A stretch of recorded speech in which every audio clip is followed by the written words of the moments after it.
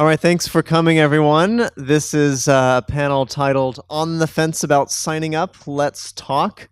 My name's Jason Sorens. We've got Mark Edge from Free Talk Live and Jody Underwood from Bardo Farm here to discuss the topic along with you guys. And what I'd like to do with this panel is actually make it a real conversation, so integrate your questions and comments right into our discussion. I have a few questions for discussion, and so basically the way it'll work is I'll throw out a question and get Mark and Jody's reactions to it, and if others would like to comment on it as well, you can queue up at the mic over here and give your thoughts, and maybe what we'll do is have everyone who wants to talk on that question say something, and then maybe go back to the panel if any of us have things to respond to, and then we'll move on to the next question, right? And so this discussion is sort of launched by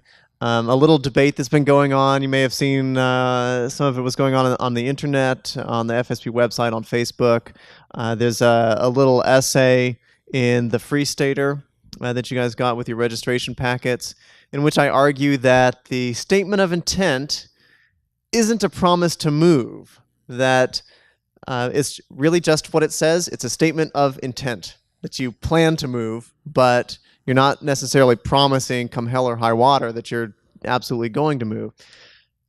Now, I think the strongest counter argument to that position is that we're all relying on other people who sign up to actually be somewhat committed, and we don't want people who are just, who are sort of casually interested in the topic signing up, and I agree with that.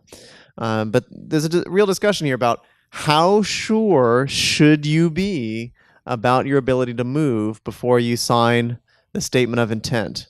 And I'm not going to say more about it myself, but I'd like to get some thoughts from Mark and Jody on this, and from you guys too. I signed up for the Free State Project just after New Hampshire was picked. For some reason, I wanted them to pick the state before I signed up, even though you could opt out of any of the states that you wanted to opt out of. I was kind of going for Delaware because it was the southernmost state, but there was really no other good reason to pick Delaware, just farther south. And if weather is a concern, consider the seacoast. It's really about 10 degrees warmer than where I live and where Jody lives. And don't consider Berlin, which is 10 degrees colder than where I live and where Jody lives. But there are really sort of their own tropospheres up here in New Hampshire.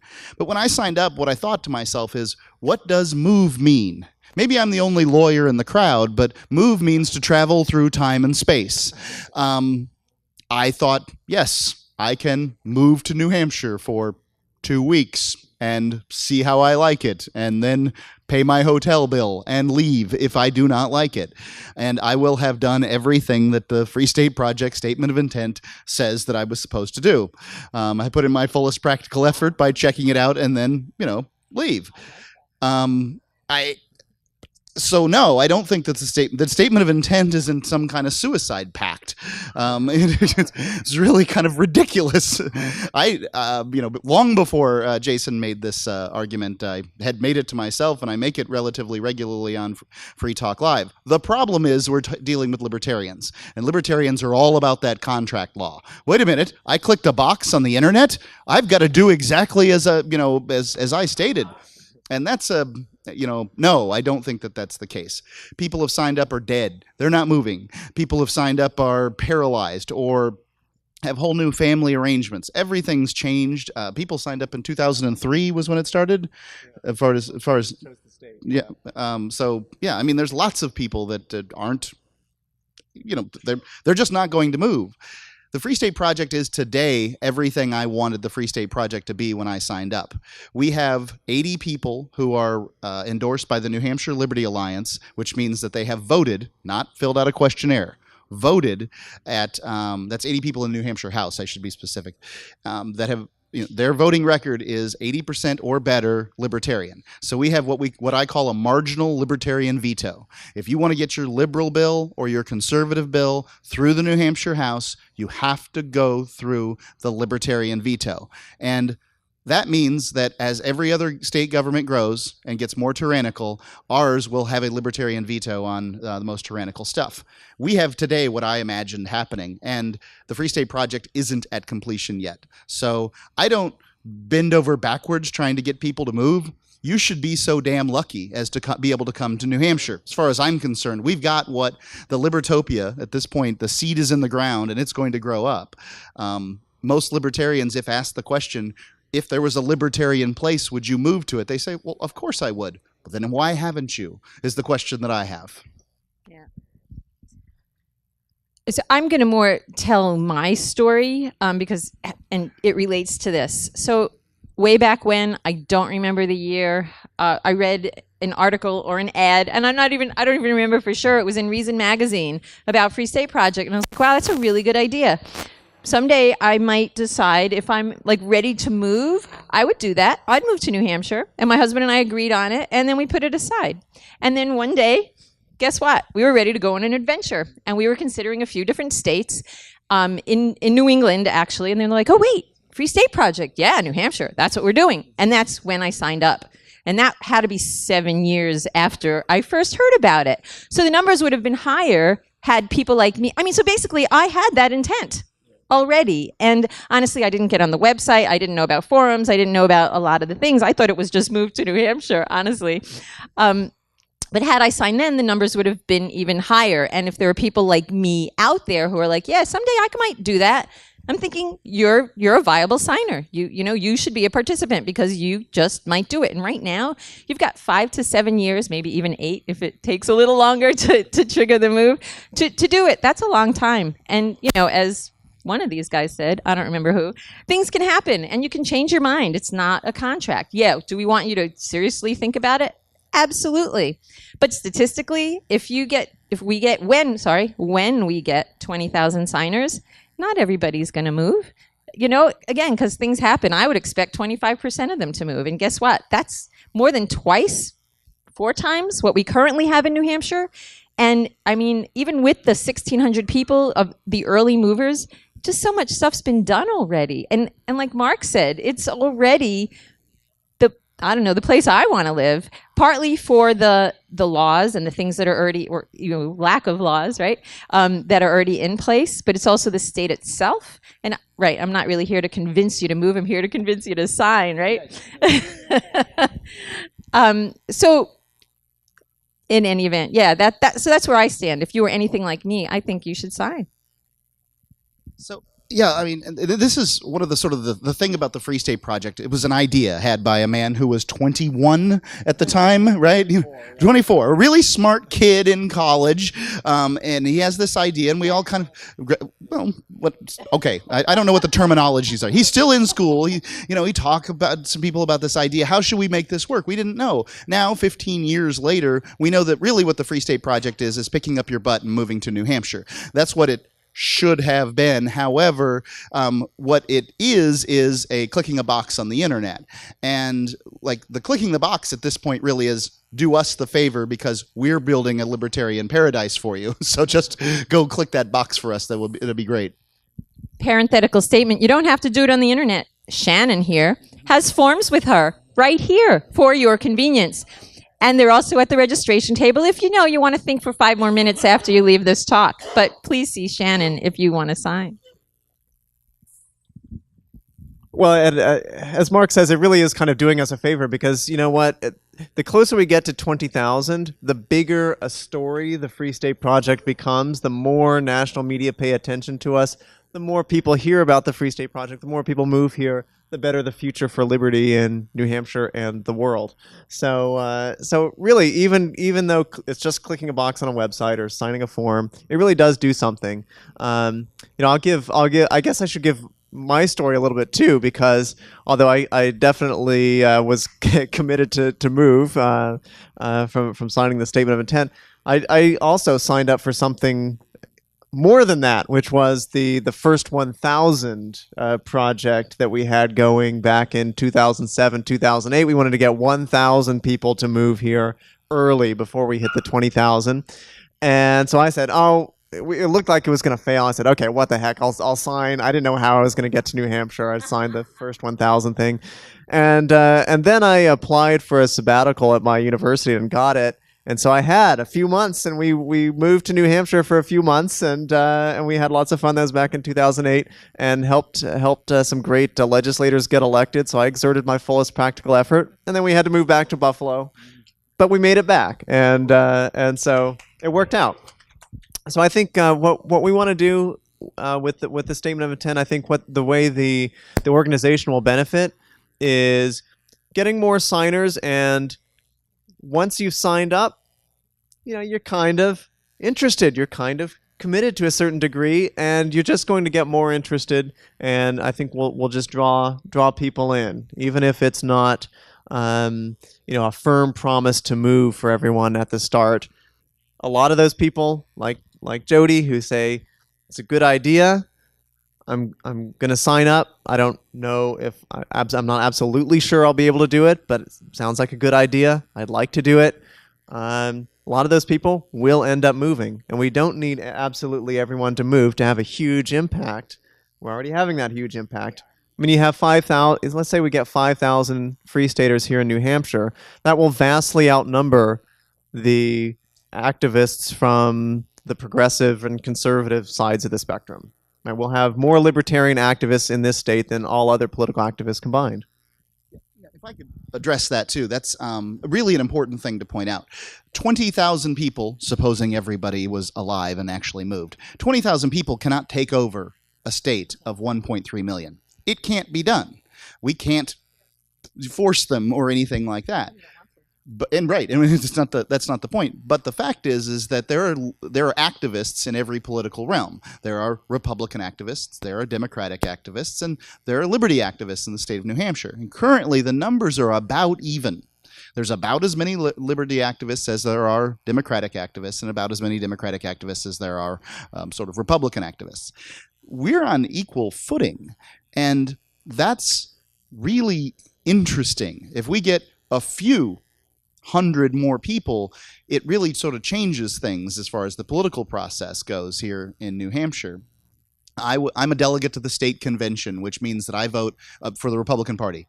I vote on the platform that the Republican Party has. It's not a legislative thing. It's only about what the Republican Party is supposed to stand for. There's about 800 people potentially that can vote on this. Last year, the last term, 2 years ago, we voted, and we were 27 or 23, something, about 24 votes away from making removing marriages between one man and one woman from the state platform. Now, it's not my key issue or anything like that, but what it is to me is a bellwether of where the liberty activists in the Republican Party, and it says we're about half. If this year, when I go and I don't know, is it August? And we vote on the state platform, then it removes it. It says to me that the liberty activists have nearly co-opted the Republican Party.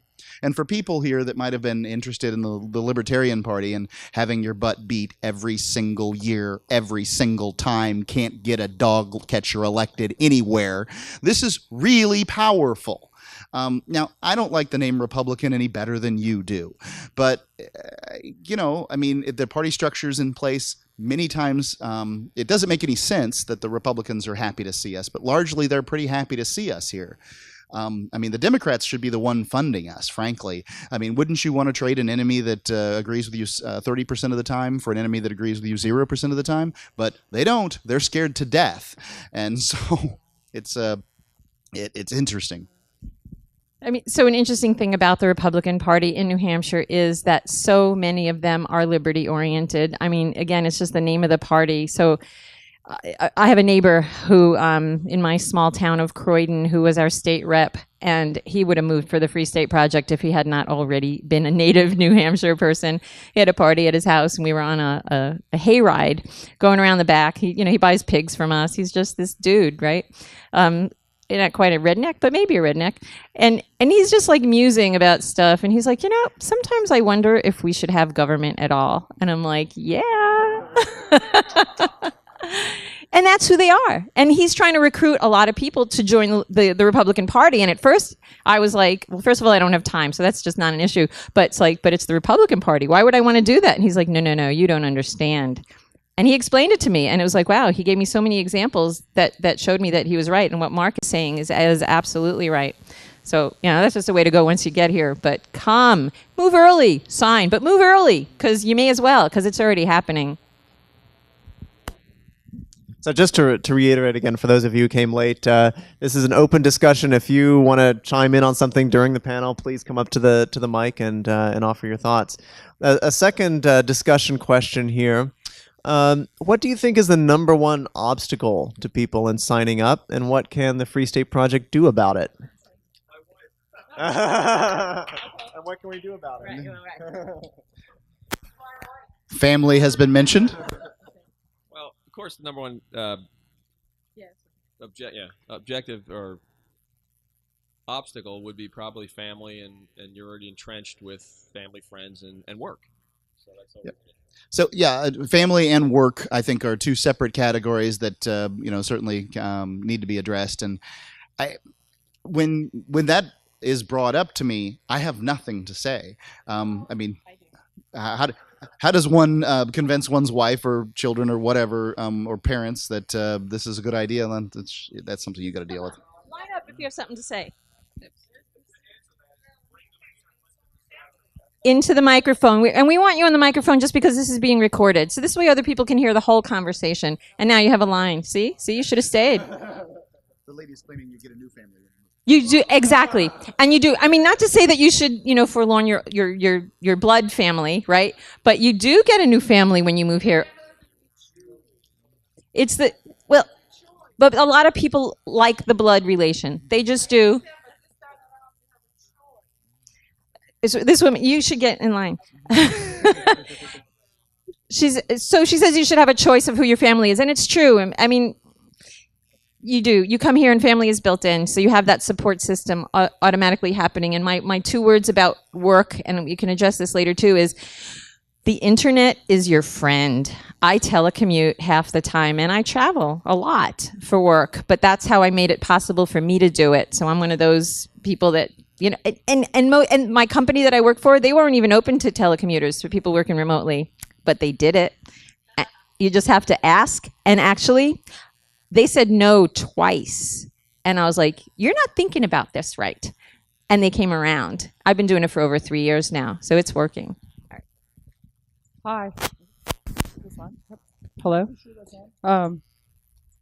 I just wanted to say that once you get here, there's groups in every city, every region that get together on the regular basis. For women, the Liberty Ladies of New Hampshire are here. The Second Amendment Sisters are here. There are people all over the place for women to get connected. Children's groups, homeschoolers groups. We can hook you up. You'll find friends. A month tops. It'll be good. Move. You really can't do that.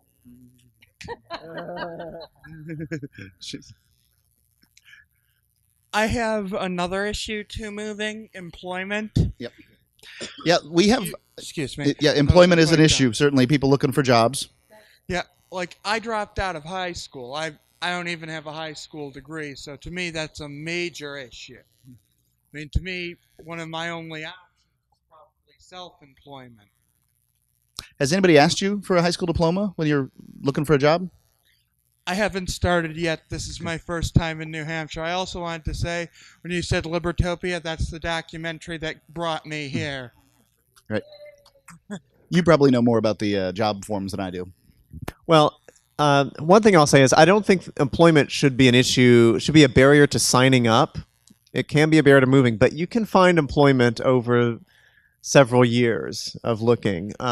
If I can find employment here, I think anyone can, because for me the issue was I am in a highly specialized career where everyone knows coming out of grad school, if you want to be a professor, you're going to have to take a job wherever you get one. If it's Kazakhstan, you go to Kazakhstan. And I know grad students who went to Kazakhstan for jobs.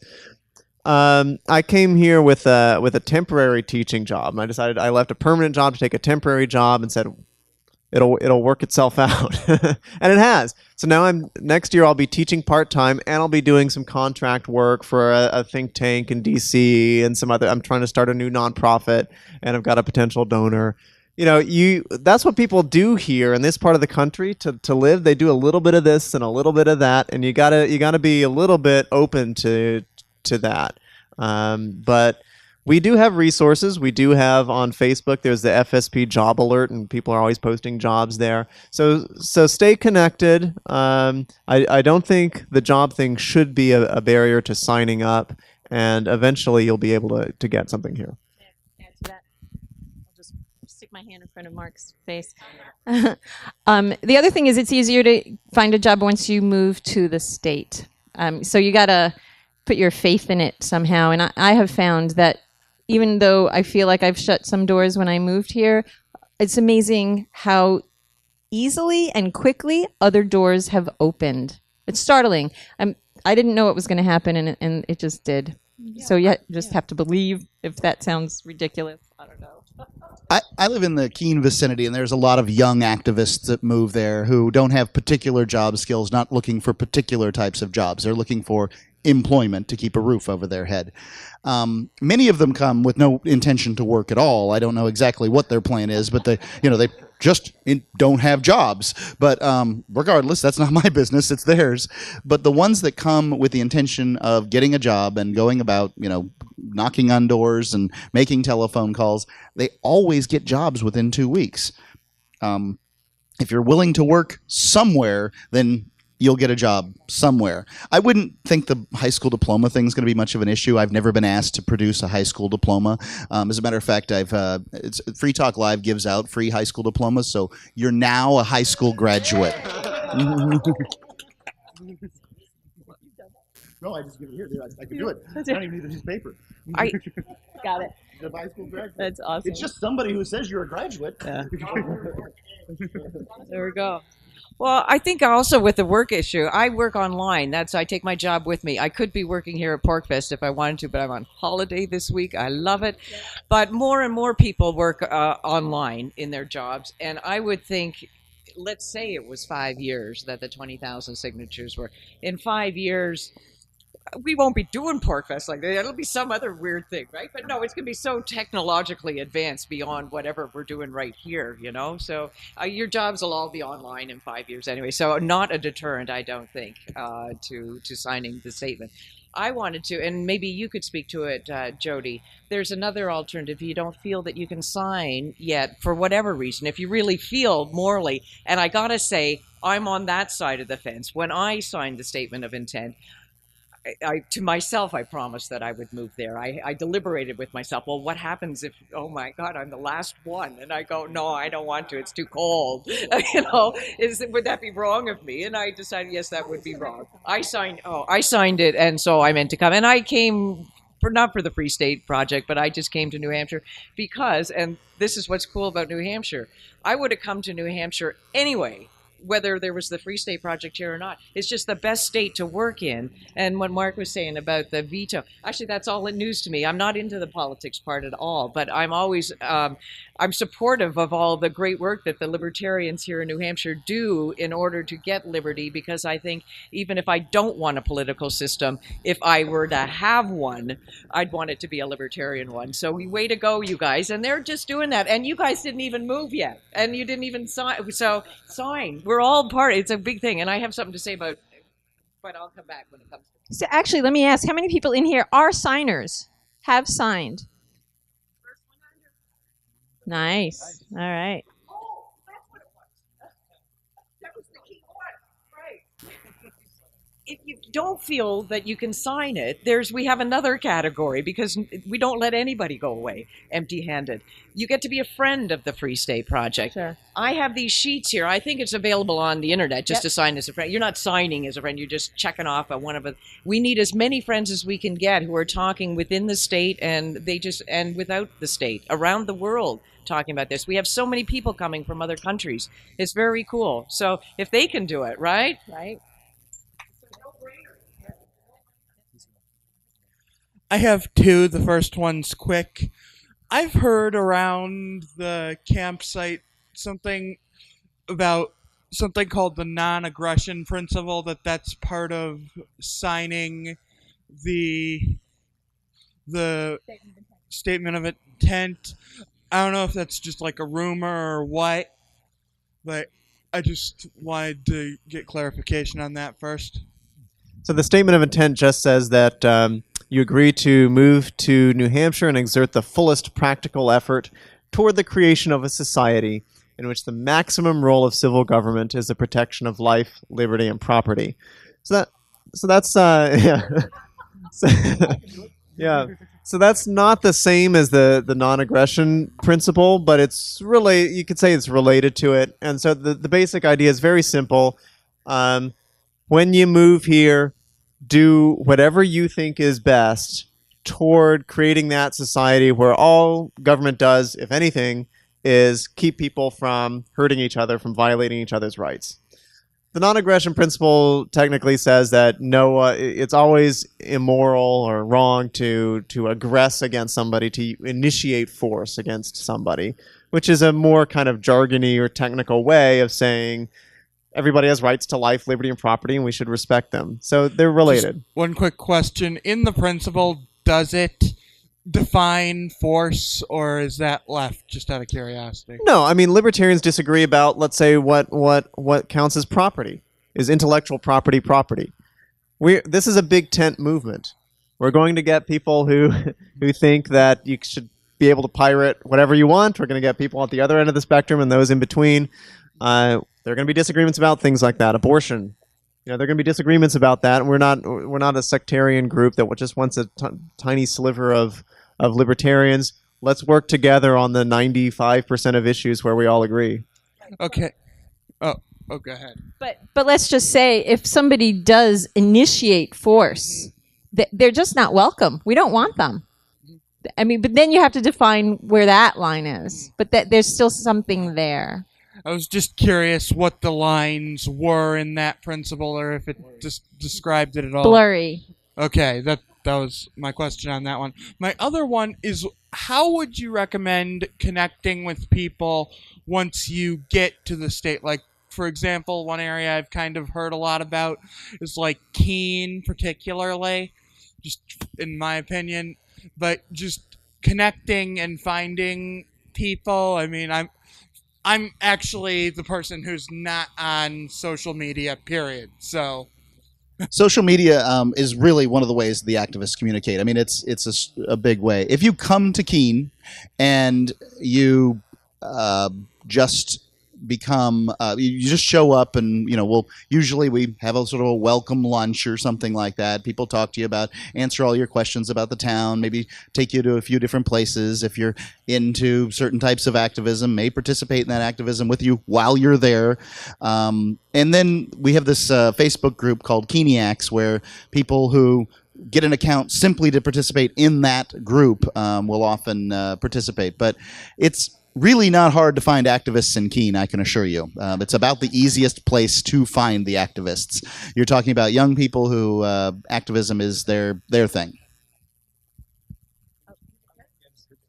Very briefly, for those not aware also and not on social media, there's a website, nhcalendar.org, that has just about every liberty-oriented event there. So that's one place you can find out about what's going on. And a sample kind of event is there are meetups in like every part of the state. And so they're sometimes weekly, sometimes monthly, and you find out where they are and you can just go, and that's how you start making your social connections. And there are always people that aren't on social media. They're usually married to people on social media though. So, yeah. Yeah, I'm from Connecticut and basically shopping for a new state. That's basically my deal. You do need to trade yours in. It stinks. And New Hampshire is way high on the list, and I'm also looking a little bit, maybe like Colorado, but New Hampshire's way up on the list. And I guess I always stall out on signing because I'm not 100% there. Like, in Connecticut, I have the state is my whole problem. My life, I'm happy with it. I got the house going, established, and it's sad that I have to leave a state where I have myself together, things rolling the way I'm happy with, and my whole decision is leaving because I'm in a state that's out of control. Well, and I guess just because feel like I have so many things I'm looking at, and I want to be well set up when I come. I see other states as options too. So I've always been like, well, I shouldn't sign because I'm still looking at 3 other states. What do you or like whatever. about those other states? I like that I like Colorado. They're very constitutionally oriented people. Colorado except doesn't for- come anywhere near the top of the list of Mercatus Center's freest states. New Hampshire has been top 3 out of the 5 times they've been rated, and will likely be number 1 the next time. And so it makes it overall the freest state in the union. The next closest would be Tennessee. Tennessee would be okay. Yeah, and it's not. I mean, there's no conversation about liberty there. And I've gone around the world looking for these places that people think are a little freer. I'll listen to anybody who says it, and just go to take a look. What I found is different laws, different rules, but mostly there's not that group of people that are moving in a certain direction. All right, thank you. I want to respond to that also. I mean, the thing about New Hampshire being the Free State Project's selected state is not that it is the freest, although we're way up there. It's that we're going to continue to make it freer. So we need to get that group of people to help that happen. So again, we're already up there. It's a great place to live already, but there are problems here. Don't think it's perfect. I don't want you to choose it for but nobody told me about that, right? There are issues. But I mean, so that's one of the things is you'd be joining a movement that's going to show the rest of the world that we can actually do this. Yeah, and I can imagine every state, like you said, is screwed up right now, and I'm sure New Hampshire has plenty of things too. Plenty of things Yeah. to improve. Yeah. Well, yeah, and think also about what Mark said about the libertarian veto. What happened? What the state of Connecticut did to you, New Hampshire will never do to you. Right? New Hampshire is the one place where you can be secure in a future of liberty. So, other places, maybe they're a little bit freer on one dimension or another, but you're just not secure because you don't have that activist base there that constitutes that veto. Let me throw out another, we'll go to more discussion here, but let me just throw out another question for discussion that I want to get in, and we can discuss this at any point. What can people who are outside New Hampshire do to help us get more signups where you are? So my co-host Ian Freeman is the #1 individual for getting signers for the Free State Project. He, on his own, in real life, not on a radio program, is responsible for over 24 people signing up because he's just committed, thoroughly committed, and doesn't mind asking questions that make other people uncomfortable, really. He probably doesn't even know that he's making them uncomfortable. And he has gotten people to sign, some of whom probably will and some of whom probably won't move. But I think that mostly what you can do is operate inside your life, trying to get people to move. But we do have events now and then. There's liberty events around the country, and if you're in that immediate vicinity and you can take some paraphernalia, just contact us, and we have coordinators that, and I'm sure Jody knows more about it than I do, that will interface with you and get you swag to sort of give away and talk to people and discuss it with them, because oftentimes all you have to do is slide a piece of paper in front of somebody and hold a pen like this, and at some point or another they'll a certain number of them will sign the piece of paper, and then you send it back in, and the numbers go up from there. There's actually a marketing technique. So when people come to your door, they knock on your door and they want you to buy something from them, they start by asking you questions and nodding their head and getting you to nod yours. So that's where you start. You find common ground. Yeah, I think like that. Yeah. Oh, yeah. Oh, sign? Yeah. See, you can do it. But yeah, I mean, is there anybody here that wants to move in that direction? And we would love for that to happen, right? We need people in other states to go to gun shows, to go to events, to recruit people. I mean, even just your friends, right? It's the whole range of levels that you can do. And if you are interested in that, come talk to me. And I can point you in the right direction to, get that swag, right? Hi, my girlfriend and I are from Michigan, and I'm just about finishing up college, and we were interested in moving, but we wanted more information about the cities in New Hampshire, the differences between the cities, and what geographical locations we kind of look to where to move, and the differences both in the weather and the culture and the difference between the free staters that exist there. So I was wondering if you could answer that, or maybe if there's some other place that we could go to get more information about the different cities around New Hampshire. This is one of my favorite things to talk about. People will come through, and I think that you really need to spend a little bit of time in New Hampshire, as a sort of come on vacation, look around the different locations. I think the major places are Keene, Manchester, Nashua, Concord, the Seacoast. There's some people have certainly moved up north and into the lakes regions and stuff like that. I don't want to leave anybody out, but I think this is people next to you live in the Upper Valley.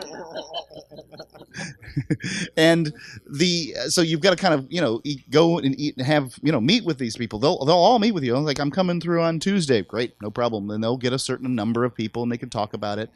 I would also recommend don't buy a piece of property. Now's not a good time to buy a piece of property anywhere in America anyway, because the housing market's a little flat. But rent for a year, and then you can go to different locations and say, I really like those crazy people in Keene, or that's a little much for me. Perhaps Concord's more my style, or whatever it might be. And I think that you kind of have to go different places and kind of see what is for you. And people sitting up here trying to explain it to you it's very it's difficult because people view the cultures differently. Let's go to Jody first. Okay. Okay, so as somebody reminded me at the beginning of this session, or before the session started, we did a session about exactly that. We had 2 representatives from each of these areas, so like around the state, the North Country, everything, talking about what it's like to live there. Are there churches? Whatever questions people had. How's the education? Who's there? How many free staters? Blah, blah, blah. And it's actually on YouTube, so you could find that and look at it. And you might even have the URL that you could share with people. And then the other thing is, if you want to come and spend some time in New Hampshire, so I'm at Bardo Farm. I'm one of the owners there, and we welcome people to come camp out on our property and use it as a home base, and help us out a little bit on the farm and get to know us in the Upper Valley, and go around around the whole state. And obviously, you're volunteering; you can do what you want. But so we welcome you to do that. And the final thing I want to say is, even though Mark is making it sound like all Keeniacs are crazy, they're not. There are people outside of Keene, him being one. He lives right in the area of there. There is actually a good non-crazy part of Keene. I think most people who move to Keene have a commitment to outside the system activism or whatever it is that they have. Keene is a beautiful, wonderful place to live. There's no doubt about it. But I don't know if I had it all to do over again. Maybe I would have picked the Seacoast. I don't know what what the thoughts are. But I'm committed where I am now, and we have a nice little farm, and life's great. Yeah, I've been in various parts of New Hampshire state, for periods, longer or shorter, in various parts of the state. I would say if you're the sort of person who really wants to be close to amenities and close to lots of other free staters and the kind of the epicenter of what's going on, like the social club in Manchester, the Quill. You should be probably in the Merrimack Valley, the sort of Nashua, Manchester, Concord kind of conurbation area. Seacoast has its own distinctive kind of character as well. A lot of families seem to have moved to Seacoast, kind of gravitated towards Seacoast to Concord area. Yeah, and couples, young couples. And then in the Upper Valley and the Lakes region, it's much more country. If you like to be in the country and you don't mind that, there are some towns. I live in Lebanon, and it's actually about 10,000 people live there, and we can actually walk to stores and things like that. So there are some places where you can do that. But if you're the sort of person who wants to kind of get away a little bit, then look in the sort of northern part of the state. I guess we're remiss. We haven't even mentioned Grafton. There's this town is it 1,300, 1,600 people? Fewer than 2,000 people. They've called it. It's been called the Freetown Project. There are more activists per person in Grafton, and by activists I mean liberty lovers. I should use that term because they're not. They're active politically, and not much else could go on there. There's not even a convenience store in Grafton. It's a very rural place, but consider it's if you want to take over by sheer numbers, Grafton's attempting to do things like that. They they're well on their way. They've done some amazing things there. Next question. Yep, go ahead.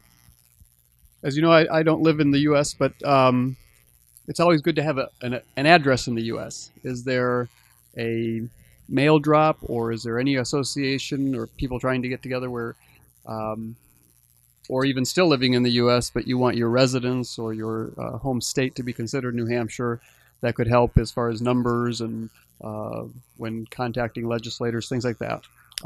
That's one of my questions, and I got another one, but that's... So obviously there's things called mailbox stores, and they have private mailboxes, and they'll ship your mail out to you. The problem with the mailbox store is they're going to ship you the Visa letter that wants you to sign up for a credit card, just like they send you the card from your Aunt Mildred. They don't differentiate in any way, so you get the junk mail, you get the regular mail. There's a service in Keene, and I don't know if other people do it, but they should. We just have a little mailbox, one of those mailbox things. It's like cubbies separated, and they got numbers and names on them, and people have use that as their address. It's called the Keene Activist Center, and people will use that as their address, and then they'll send out mail to them in whatever way they need it. They do those bulk drop thing, the envelopes that the post office has, that's just a certain amount, the fixed price envelopes, and send it off to them, and try to differentiate. Most people are pretty good at picking out what junk mail is and what isn't. And so far we haven't had anybody complain that we've thrown away the power bill. Thanks. That's cool. I didn't even know about that. That's a great idea. It's interesting to think about residency requirements in New Hampshire, though, and I understand they're very minimal. I mean, if you I think reside here a day a year and you call it your primary residence, you're good. and I think that mailbox setup could work for that. Don't tell anybody I said that, right? YouTube, hi. But I know people who have a half-time setup here and they call it their primary, and that works.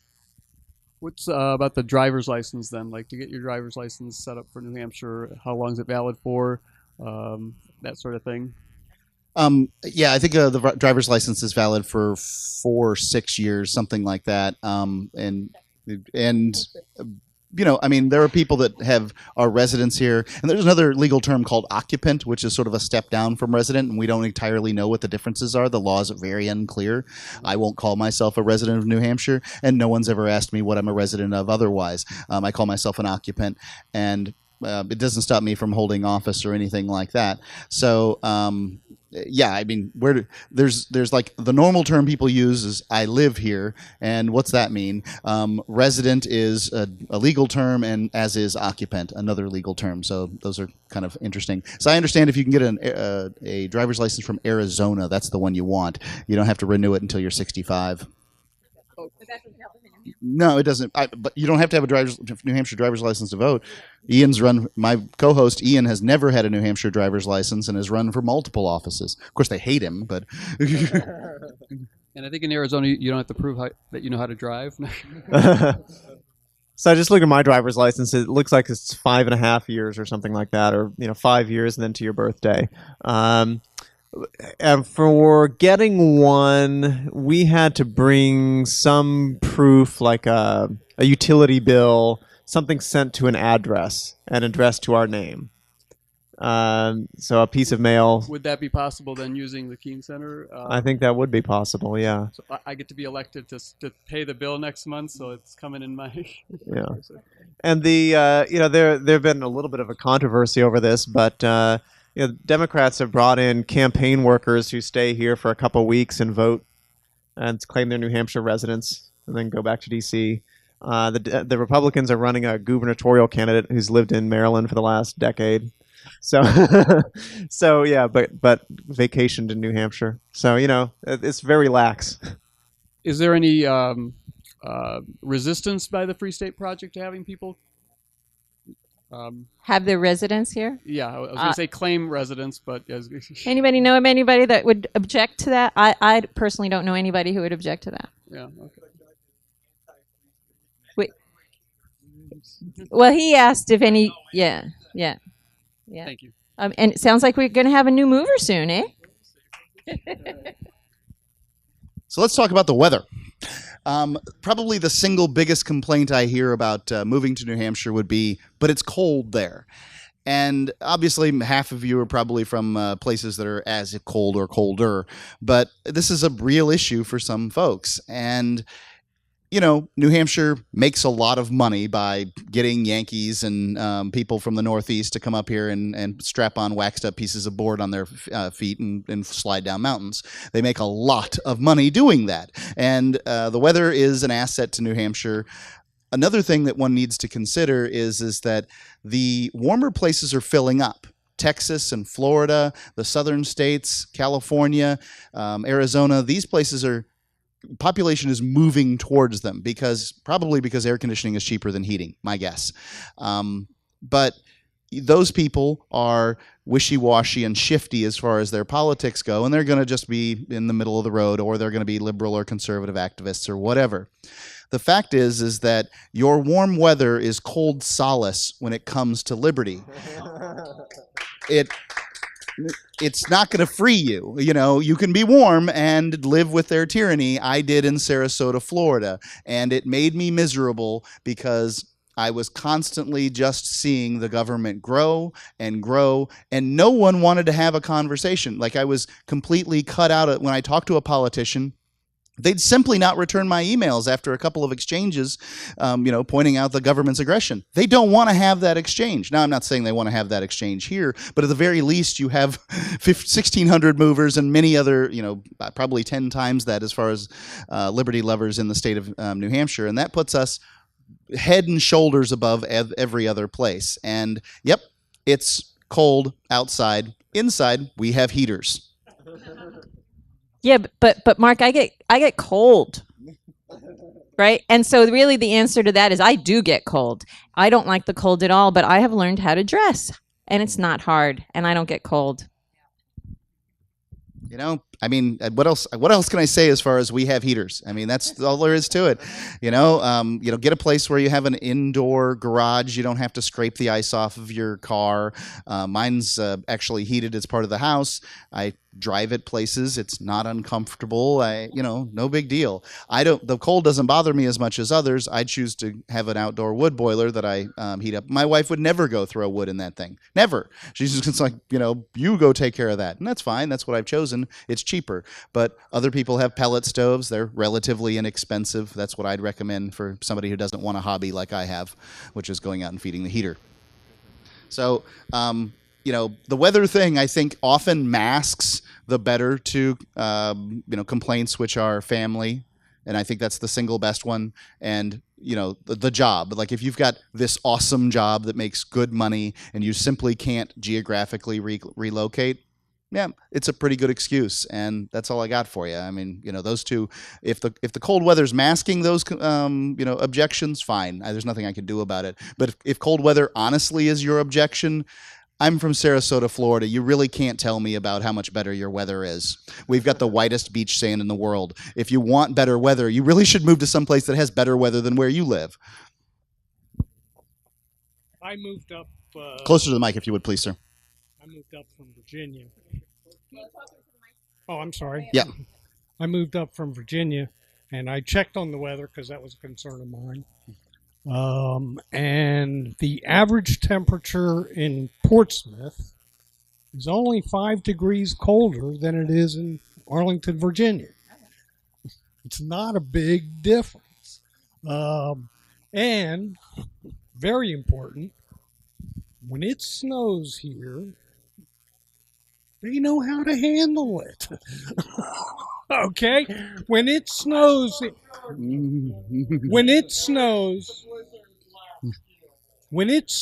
in D.C., if they get 4 inches, it'll shut down the entire federal government. Okay? Pray for snow. Pray for snow. But seriously, up here, they get a foot of snow, it's no big deal. Because they got those roads cleared right off the bat. They have the equipment, they have the knowledge, They really do know how to handle the weather here. The only government bureaucrats I really like are the plow guys. Up here, the snow is different too than people experience in southern states. What's dangerous is slush and black ice. Those are the things that cause your car to turn into a crumpled mess. And we don't have those nearly as much because it's cold the whole day. It's below freezing the whole time. The whole winter for 2 months, it's below freezing. And so the snow falls and it gets shoved out of the way and, life goes on. Whereas in these other places, when the slush comes down, you try to apply your brakes and for some reason your car doesn't stop. That doesn't happen as much here. Well, on the other hand, a couple of years ago, I was here for the Liberty Forum in February, and I went down to the beach. It was 60 degrees. We did have a warm winter that one Liberty Forum, and also if weather's a concern, consider the seacoast area. There's a giant heat sink there. We call it the Atlantic Ocean. It really makes a difference. Any other questions? Did we really run out? Jason, give me another one. All right. So here's a question: how important really is the 20,000 number? I actually think it's fairly important, but what do you guys think? Well, go ahead and answer the question. Okay. Well, so my view is that it's there. It's something we've had for a few years. It's as a benchmark. If we take it away completely, our opponents are going to make hay of that. So it's something we need to hit. And it's actually an advantage for us in a way, because as we get closer to it, it becomes, again, a big media story, and we actually get more movers out of it. So what do you guys think? I don't disagree with any of those assessments, but I don't think that there are any particular. I would not take away the 20,000 number because it would simply be something that people would make opponents would make a big deal of. It's a free state project, against its principles or whatever. But as far as I'm concerned, the Free State Project at this point is about picking up and moving. I really do want you to sign up because it's a favor to us. It ticks the thing up a little bit further. But the Free State Project's about moving, about having more liberty in your lifetime, about being part of a project where people are exerting the maximum effort to create a society where the maximum role of government is the protection of life, liberty, and property. And that's happening here already. It's not theoretical. No, I mean, it's a relatively safe bet you make when you choose to move that you're going to get what it is that you were hoping to get. So, yeah, I mean, the 20,000 number to me, we've already done in the Free State Project what I wanted us to do when we signed up with the libertarian veto. Lots of people in here have come in. You haven't heard about my libertarian veto claim, so I want to make that claim. Again, I'm a life member of the New Hampshire Liberty Alliance. This is the most powerful and most important organization on the planet because what they're doing is they're bringing liberty here to New Hampshire. We rate every single legislator. You're not doing that in the other 49 states based on liberty. We give them a sheet to tell them how to vote every day that they vote, to tell them how to get a better score. And I think it changes things to some extent. We have 80 people in the New Hampshire House. That's 20% of the legislators in New Hampshire House are rated 80% or higher. So they would fit on the Nolan chart as libertarian, for those of you who know what the Nolan chart is. So they're considered what I call a nominal libertarian. So we have the nominal libertarian veto. If you're a conservative bill or you're liberal bill, if you want to get them through, they have to go through a liberty-oriented caucus. And that means our government isn't growing as quickly as your governments are. And that's going to make a real difference in 10 years. But I'm going to get back to Jason's original question. And I also don't disagree with anything you said. But there's one more reason why it's important to stick with it, and that's because everybody who has signed up until now has signed for that number. And we can't go back and tell everybody, hey, what if we changed the number? What if we made it lower? You just can't do that. But I do have to say that now and then I say, damn you, Jason, for choosing 20,000. Why couldn't you have chosen 10,000? We'd be done. But so yeah, I want to trigger the move because I want to still have PorcFest and these amazing festivals that we have, but I want to move on to other things and not just try to get signers. Yeah, this is a really great point. Now that I have Jason here, let's talk about this 20,000 number. So what was it? How did you come to, because I mean, this was 13 years ago or some number. I mean, you've had plenty of time to look at it retrospectively, but that doesn't change what your thought process was that you came to the 20,000 number. How'd you come to that at the time? Well, it wasn't just me, by the way, who to blame for this. There was a group of us on this Free State Project Yahoo Club, which is still around. It's a Yahoo group. If you ever want to log on to Yahoo groups, you can find it and you can get all the messages from the early days of the Free State Project. And we were putting together a statement of intent and all this stuff. We went with 20,000 because it was